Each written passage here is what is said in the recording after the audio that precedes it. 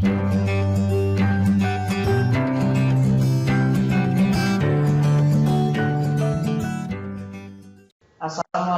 warahmatullahi wabarakatuh. Perkenalkan, nama saya Imam Supandi. Di sini saya akan menjelaskan materi geografi kelas 12 semester 1 bab 1, yaitu tentang konsep wilayah dan tata ruang. Nah, konsep wilayah dan tata ruang, wilayah dan kewilayahan. Nah, di sini ada pembagian klasifikasi dari wilayah itu tersendiri, di mana ada 4 pembagian wilayah. Yang pertama ada wilayah homogen atau formal. Nah, maksud dari wilayah homogen ini adalah wilayah yang mempunyai kesamaan dengan wilayah lainnya. Kemudian ada wilayah fungsional. Nah, untuk wilayah fungsional ini merupakan wilayah yang mempunyai fungsi tersendiri. Contohnya seperti wilayah administrasi. Nah, selanjutnya wilayah administrasi politis. Nah, maksud dari wilayah administrasi politis ini adalah wilayah yang fungsi utamanya itu untuk pengadministrasian dan politis. Sedangkan yang terakhir yaitu wilayah perencanaan atau pengelolaan, yaitu adalah suatu wilayah di mana untuk merencanakan atau melakukan pengelolaan secara mandiri. Nah, konsep wilayah. Definisi dari wilayah. Wilayah dapat dibuat berdasarkan gejala kemanusiaan atau human fenomena, gejala alamiah atau natural fenomena, dan berdasarkan gejala-gejala geografis. Wilayah merupakan suatu kesatuan area di permukaan bumi yang mempunyai ciri dan sifat tertentu yang terjadi karena hubungan yang kompleks antara unsur tanah, air, tanaman, binatang, dan manusia, atau bisa disebut dengan unsur biotik dan abiotik. Selanjutnya, konsep perwilayahan. Perwilayahan atau regionalisasi diartikan sebagai upaya mengelompokkan bagian-bagian permukaan bumi untuk tujuan tertentu. Nah, tujuan-tujuan itu dapat dikatakan sebagai berikut. Yang pertama, ada untuk meratakan pembangunan di semua wilayah sehingga dapat mengurangi kesenjangan antara suatu wilayah dengan wilayah lainnya, di mana beberapa wilayah ada yang memiliki surplus, baik itu sumber daya alam ataupun sumber daya manusia, begitupun dengan minusnya. Yang kedua yaitu memudahkan koordinasi berbagai program pembangunan pada tiap daerah. Dan yang terakhir yaitu mensosialisasikan berbagai program pembangunan. Nah, dicontohkan di sini ada di sebelah sana ada gambar, yaitu misalnya pembagian wilayah menurut iklim, ketinggian tempat, topografi, wilayah, dan lain sebagainya. Nah, ini merupakan metode perwilayahan dan regionalisasi. Yang pertama itu ada penyamarataan wilayah dan yang kedua ada klasifikasi wilayah. Nah, maksud dari penyamarataan wilayah ini adalah suatu wilayah memiliki sumber daya alam dan sumber daya manusia yang berbeda-beda. Nah, di sini berarti ada beberapa hal yang berbeda dan ada beberapa hal yang sama, baik itu segi sumber daya manusia atau sumber daya alamnya, sehingga ada beberapa hal yang disamaratakan. Nah, kemudian yang kedua yaitu diklasifikasikan, di mana tadi bahwa setiap wilayah ini memiliki perbedaan. Nah, sehingga perlakuan antara suatu wilayah dengan wilayahnya itu pasti berbeda, sehingga perlu ada klasifikasi dari wilayah itu tersendiri. Selanjutnya yaitu faktor dinamika dari perkembangan wilayah. Nah, ada 5 faktor yang mempengaruhi dinamika perkembangan wilayah. Yang pertama itu adalah faktor internal. Faktor internal merupakan faktor yang berasal dari dalam suatu wilayah itu sendiri, baik itu segi sumber daya manusia ataupun dari sumber daya alamnya ataupun dari politik dari internal tersendiri. Nah, yang kedua yaitu faktor eksternal. Kalau faktor eksternal ini adalah faktor yang berasal dari luar wilayah itu.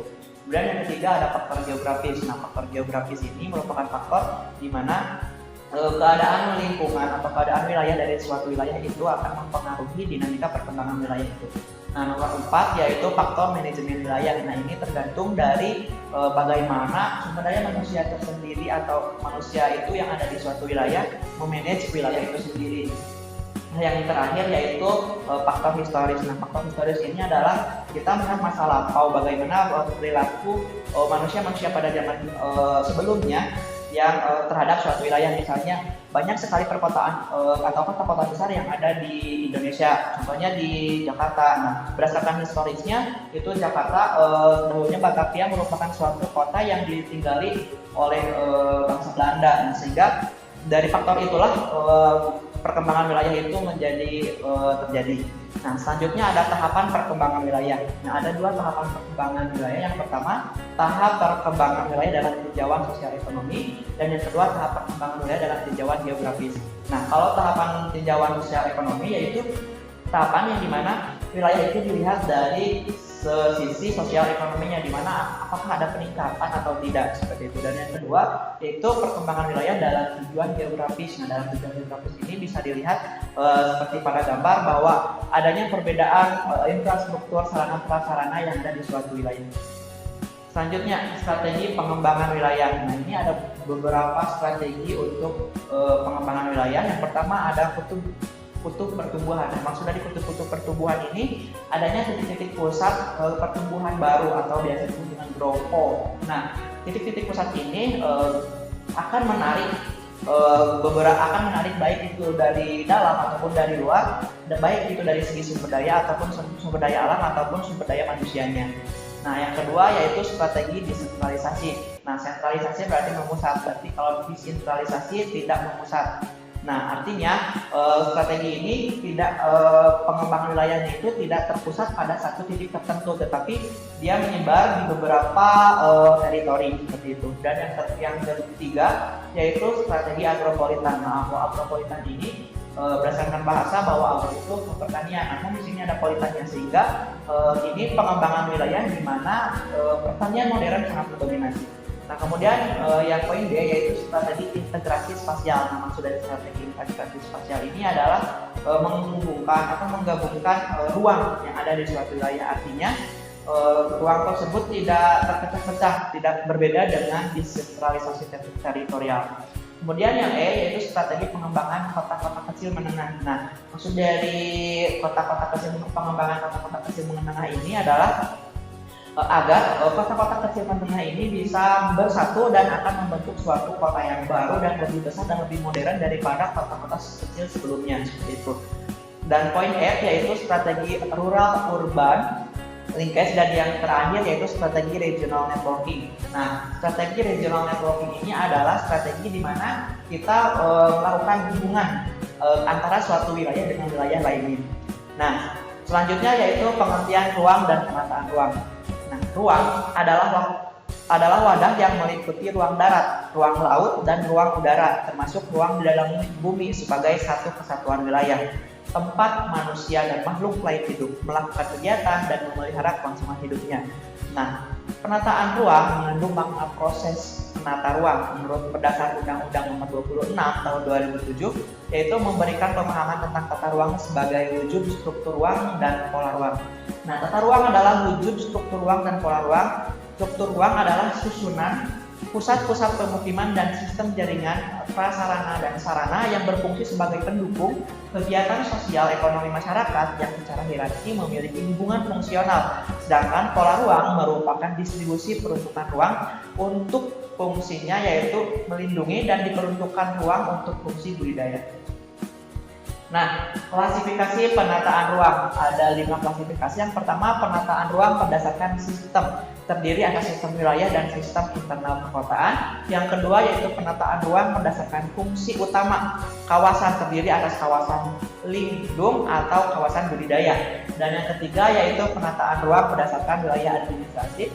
Yang keempat yaitu penataan ruang berdasarkan kegiatan kawasan, terdiri atas penataan ruang kawasan perkotaan dan penataan ruang kawasan pedesaan. Dan yang kelima yaitu penataan ruang berdasarkan nilai strategis. Selanjutnya, konsep wilayah dan tata ruang. Nah, struktur penataan ruang menurut Undang-Undang tadi Nomor 26 Tahun 2007 terdapat 3 batasan struktur ruang menurut hierarkinya, khususnya dari provinsi, kabupaten, dan kota.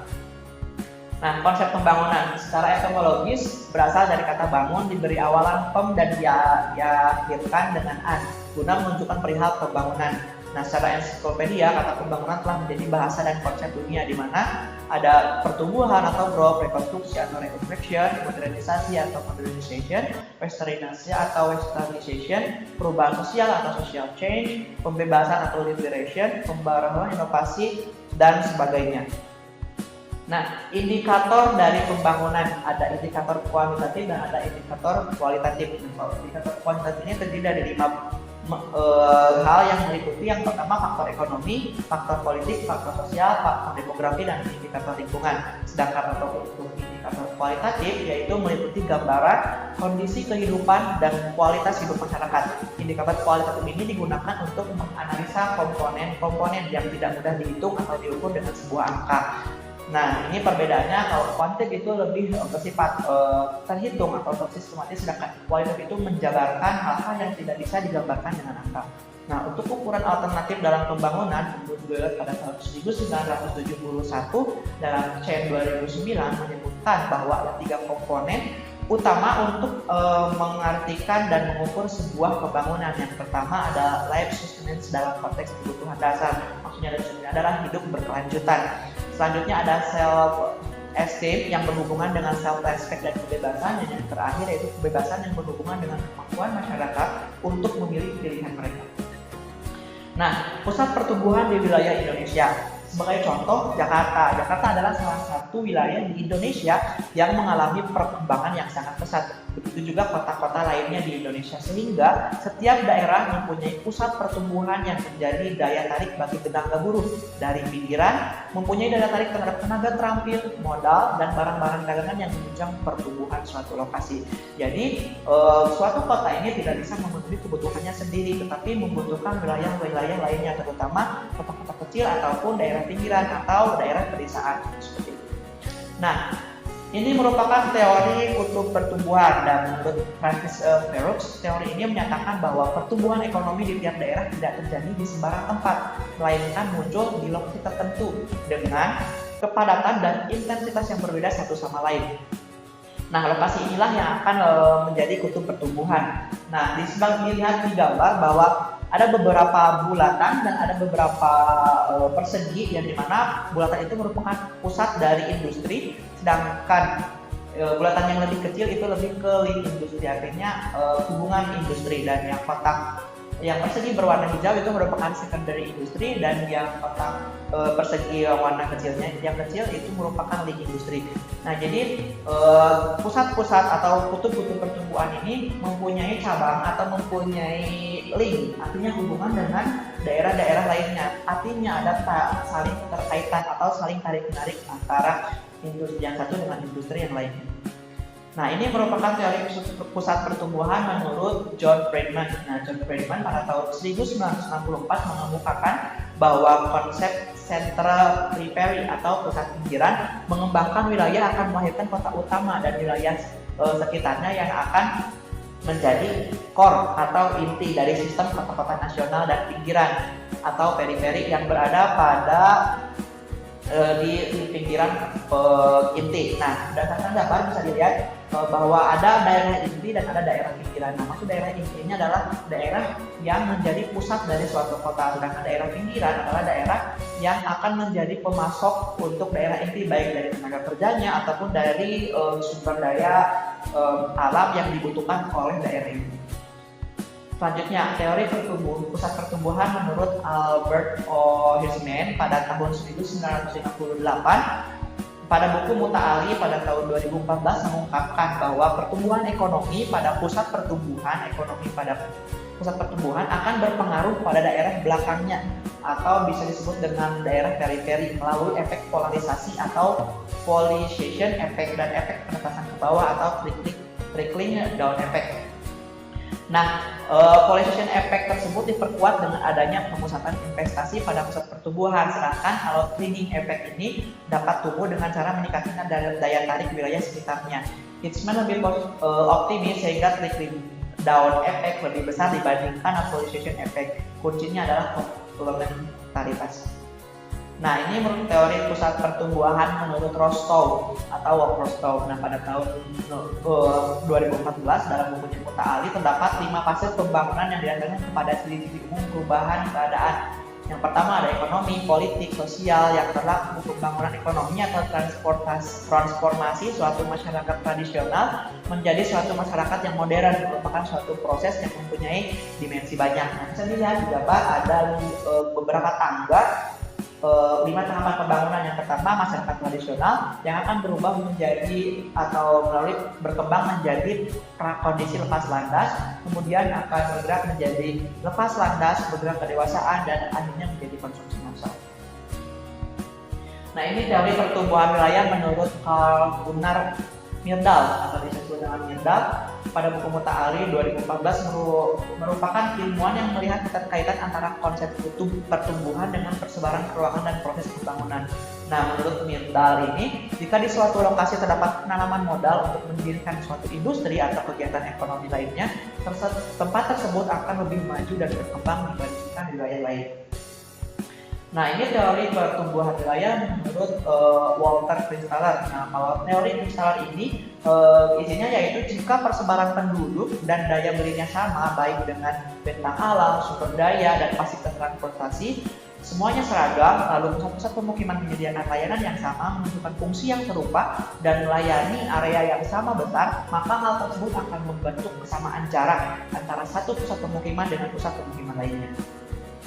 Nah, ini merupakan tempat sentral yang berarti. Maksudnya ini adalah ada suatu fungsi yang mendominasi di beberapa wilayah.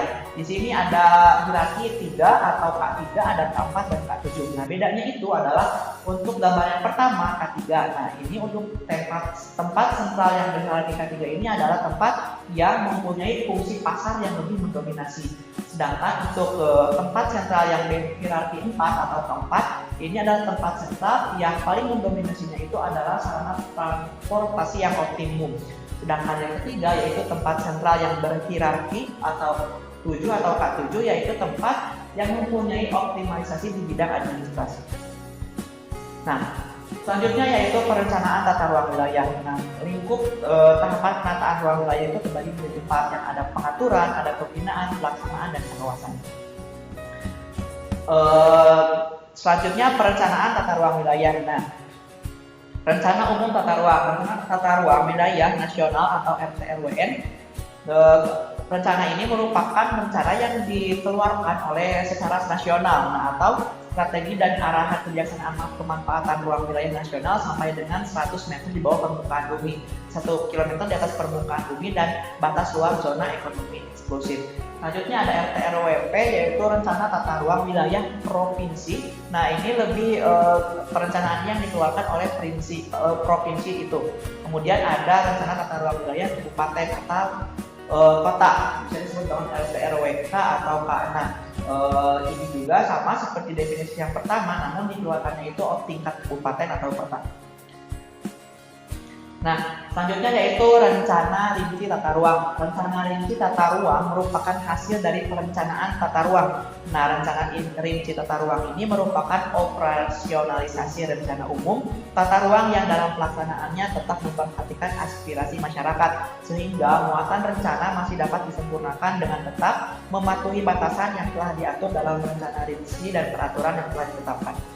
Kemudian ada rencana rinci tata ruang ini disusun berdasarkan nilai strategi kawasan atau kegiatan kawasan dengan muatan substansi yang dapat mencakup hingga penetapan blok dan subblok bentukan. Nah, maksudnya ini adalah adanya hierarki antara suatu perencanaan di suatu negara. Jadi setiap tingkatan, misalnya nasional, provinsi, kabupaten, itu mempunyai rencana tata ruangnya yang tersendiri, di mana kabupaten atau kota akan menginduk kepada provinsi, kemudian provinsi juga akan menginduk kepada nasional. Walaupun mereka mempunyai rencana tata ruang wilayahnya masing-masing, namun pada hakikatnya itu merupakan turunan dari rencana tata ruang nasional yang dijabarkan secara umumnya, seperti itu. Nah, permasalahan dalam penerapan tata ruang wilayah. Yang pertama yaitu pemerataan pembangunan di Indonesia. Nah, yang pertama ada MDGs Millennial Development Goals. Nah, MDGs ini sebenarnya berlaku dari tahun 2001 sampai 2010, dan sebenarnya untuk tahun 2011 sampai 2020 sekarang itu tidak berlaku lagi MDGs, tapi diganti menjadi SDGs. Yang poinnya itu kalau MDGs itu ada 8 konsep, sedangkan kalau SDGs itu ada 17 konsep dan bisa dicari tersendiri. Nah, ini untuk mewujudkan percepatan pencapaian tujuan pembangunan manusia yang lebih terarah dan terjemahkan ke dalam sejumlah target dan tenggat waktu yang diukur dalam kuartal, biasanya dalam kurun waktu 10 tahun dan berkonsep berkelanjutan. Sedangkan untuk RPJPN atau Rencana Pembangunan Jangka Panjang Nasional, ini adalah rencana pembangunan yang jangka panjang yang dikeluarkan oleh nasional atau oleh negara pemerintahan. Kemudian ada Program Nasional Pemberdayaan Masyarakat. Nah, ini bertujuan untuk mengurangi kemiskinan dan mengembangkan sistem di masyarakat pedesaan melalui investasi berjangka untuk mendukung produktivitas dalam membangun komunitas dengan melibatkan partisipasi masyarakat di dalam desa itu tersebut. Selanjutnya, permasalahan dalam penerapan tata ruang. Ada MP3EI, Master Plan Percepatan Pembangunan Ekonomi Pembangunan. Nah, ini dilaksanakan untuk mempercepat dan memperkuat pembangunan ekonomi sesuai dengan keunggulan dan potensi strategi wilayah dalam 6 koridor. Percepatan dan perluasan pembangunan dilakukan melalui pengembangan 8 program utama yang terdiri atas 22 kegiatan ekonomi utama. Mengembangkan potensi ekonomi wilayah di 6 koridor ekonomi, yaitu yang pertama, koridor ekonomi Sumatera, Jawa, Kalimantan, Sulawesi, Bali, Nusa Tenggara, kemudian ada Papua, Kepulauan Maluku, dan memperkuat konektivitas nasional yang integritas secara lokal dan terhubung secara global, dan memperkuat kemampuan sumber daya manusia itu sendiri, baik dari segi ipteknya ataupun dari segi ilmu pengetahuannya. Selanjutnya, nah ini merupakan pusat-pusat produksi dan hasil dari hasil bumi di berbagai penjuru di wilayah Indonesia.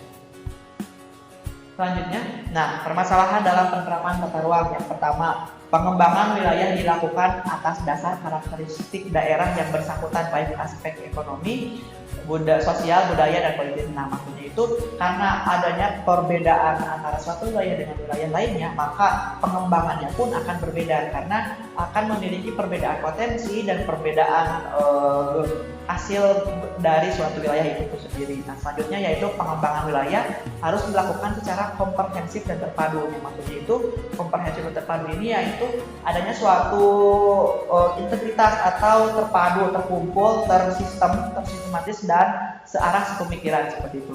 Selanjutnya ada pengembangan wilayah untuk yang mutlak harus mempunyai keterkaitan ke depan dan ke belakang. Nah, artinya mereka harus melihat pada sebelumnya itu seperti apa dan ke depannya akan seperti apa. Selanjutnya, pengembangan wilayah dilaksanakan sesuai dengan prinsip otonomi dan desentralisasi. Nah, maksud prinsip otonomi ini adalah otonomi daerah merupakan hak-hak atau wewenang suatu daerah untuk menerapkan suatu kebijakan. Gitu. Dan selanjutnya pengembangan wilayah harus berbasis pada sektor unggulan. Nah, yang dijelaskan tadi bahwa setiap wilayah mempunyai keunggulannya tersendiri, baik itu sumber dayanya yang lebih spesifik ataupun dari sisi sumber daya manusianya, sehingga harus ada sektor unggulan yang menjadi primadona di suatu wilayah agar wilayah tersebut menjadi atau bisa berkembang. Nah, selanjutnya yaitu permasalahan pengelolaan penataan ruang. Yang pertama, belum tepatnya kompetensi sumber daya manusia dalam bidang pengelolaan penataan ruang. Yang kedua, rendahnya kualitas hasil rencana tata ruang, baik disebabkan oleh sulitnya memperoleh data dan peta dasar. Kemudian, nomor 3, belum diajukan perundangan penataan ruang sebagai payung kebijakan pemanfaatan ruang bagi semua sektor. Nomor 5, belum berfungsinya secara optimal penataan ruang dalam rangka menyelaraskan, mensinkronkan, dan memadukan berbagai rencana dan program sektor dan wilayah. Yang kelima, ego sektoral dan regional yang ditandai dengan kurangnya kemampuan menahan diri dari keinginan. Selanjutnya, yang keenam, yaitu dukungan terhadap pengembangan wilayah belum optimal. Yang ketujuh, ada terjadinya penyimpangan pemanfaatan ruang dari ketentuan dan norma yang harusnya ditegakkan. Yang kedelapan, masih belum lengkapnya alokasi fungsi-fungsi yang pada skala detail dan operasional yang secara langsung dapat digunakan untuk pemberian izin pemanfaatan ruang. Yang kesembilan, masih lemahnya pemenuhan hak dan kewajiban serta peran serta masyarakat dalam penataan ruang. Yang 10, lemahnya dukungan teknologi informasi dan proses pengambilan keputusan. Yang ke-11, masih terbatasnya kompatibilitas dan kesesuaian standar peta yang digunakan dalam perencanaan tata ruang wilayah. Yang ke-12 yaitu problem teknis materi dari peraturan tentang penataan ruang dan wilayah. Nah, tantangan dari penataan ruang ini ada beberapa. Yang pertama, posisi Indonesia di kawasan yang sangat cepat berkembang, yaitu Pasifik Oceanic Rim Indian atau Ocean Rim, yang berimplikasi pada perlunya mendorong daya saing perekonomian khusus dalam rangka pertumbuhan ekonomi wilayah. Kemudian, ketersediaan sumber daya alam yang semakin terbatas di Pulau Jawa dan Sumatera, dan sebaliknya lebih melimpah di kawasan timur Indonesia, namun belum dimanfaatkan secara optimal.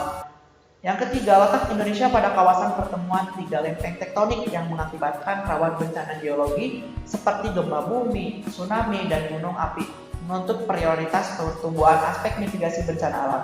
Selanjutnya, keberadaan pulau-pulau kecil terluar pada kawasan perbatasan negara yang memerlukan perhatian khusus demi menjaga kedaulatan negara Kesatuan Republik Indonesia. Selanjutnya, kesenjangan pembangunan antar wilayah perlu dieliminir atau tidak hanya untuk meningkatkan kesejahteraan masyarakat di seluruh wilayah Indonesia. Ekspansi pemanfaatan sumber daya akan alam dan lingkungan hidup saat ini apabila tidak diantisipasi dengan kebijakan dan tindakan yang tepat akan dihadapkan pada 3 ancaman, yaitu krisis pangan, krisis air, dan krisis energi. Nah, strategi penataan ruang dan wilayah di Indonesia ini ada beberapa. Yang pertama, strategi integrasi spasial, artinya ada perintegrasian ruang. Kemudian ada strategi kutub pertumbuhan, adanya suatu titik-titik kutub atau pusat-pusat pertumbuhan baru yang akan menarik wilayah-wilayah lain atau titik-titik lain sehingga akan saling berkembang.